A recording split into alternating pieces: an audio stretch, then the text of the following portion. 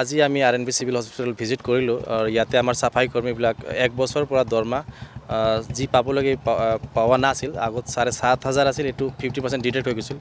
কিবা আমাৰ mission director ফালদি NHM পৰা কিবা কনফিউজনৰ কাৰণে চেলাৰীটো কম হৈছিল। তো আজি আমি আৰু আমাৰ সুপাৰিনটেণ্ডেণ্ট ছাৰ আৰু আমাৰ চিন্ময় দা একলগত মিলি এটা সিদ্ধান্ত ফাল ল'লোঁ আৰু মই ভীম বাছৰ মোৰ ফাল দিও এটা সিদ্ধান্ত লোৱা হ'ল কি ইহঁতৰ যে ফাণ্ড ক্ৰাইচিছ আছে এইটো সলভ হ'ব আৰু আগৰ যি দৰমহা পাই আছিল 7,500 এইটো আকৌ দিয়া হ'ব ছেপ্টেম্বৰ মাহত। আৰু এই মাজতে ছেপ্টেম্বৰ মাহত আমাৰ হেল্থ মিনিষ্টাৰৰ লগত কথা পাতি ইহঁতৰ ৰেগুলাৰ এইটো কৰাৰ কাৰণে প্ৰচেষ্টা আমি চলাম আৰু আমাৰ আশা আছে যে ইহঁতৰ আগত যাই ফিক্স পে চাকৰিও দিয়া হ'ব। যেহেতু এতিয়া ইলেকশ্যন আহি গ'ল তাৰ কাৰণে কোড অফ কণ্ডাক্ট লাগিব, এই কাৰণে বহুতে অফিচিয়েল প্ৰচেছ আমাৰ ষ্টপ হৈ যাব। কিন্তু নতুন গভৰ্ণমেণ্ট যেতিয়া গঠন হ'ব এই টাইমত ইহঁতক ফিক্স পে দিয়া হ'ব। কিন্তু আজি ডেটত যি সিদ্ধান্ত লৈ আহিছিলোঁ ইহঁতৰ দৰমহাক লৈ এই প্ৰব্লেমটো আজি সলভ হৈছে। 15 চাফাই কৰ্মী আছে, ইহঁতৰ দৰমহা বহুত কম আছিল, কিন্তু আজি সিদ্ধান্ত লোৱা হ'ল যে ইহঁতৰ পূজাৰ আগত আগৰ দৰমহাটো দিয়া হ'ব।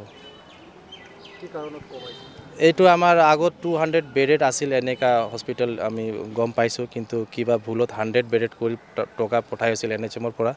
তেহেঁতৰ কাৰণে আমাৰ RNB চিভিল হস্পিটেল দিব পৰাৰ কণ্ডিশ্যন নাছিল, কিন্তু আমি আমাৰ ফাল দি এটা ছাপোৰ্ট দি কি ফাণ্ড ক্ৰাইচিছ হ'ব নালাগে, যেনেকৈ পাই এনেকৈ দিয়া হ'ব আৰু প্ৰত্যেক মাহ দিয়া হ'ব, এইটো সিদ্ধান্ত লৈছোঁ। মানে মোৰ ফাল দি মোৰ এইটো গেৰেণ্টি লোৱা হৈছে আৰু পূজাৰ আগত ফাৰ্ষ্ট ইনষ্টলমেণ্ট মানে ফাৰ্ষ্ট চেলাৰীটো 7,500 দিয়া হ'ব।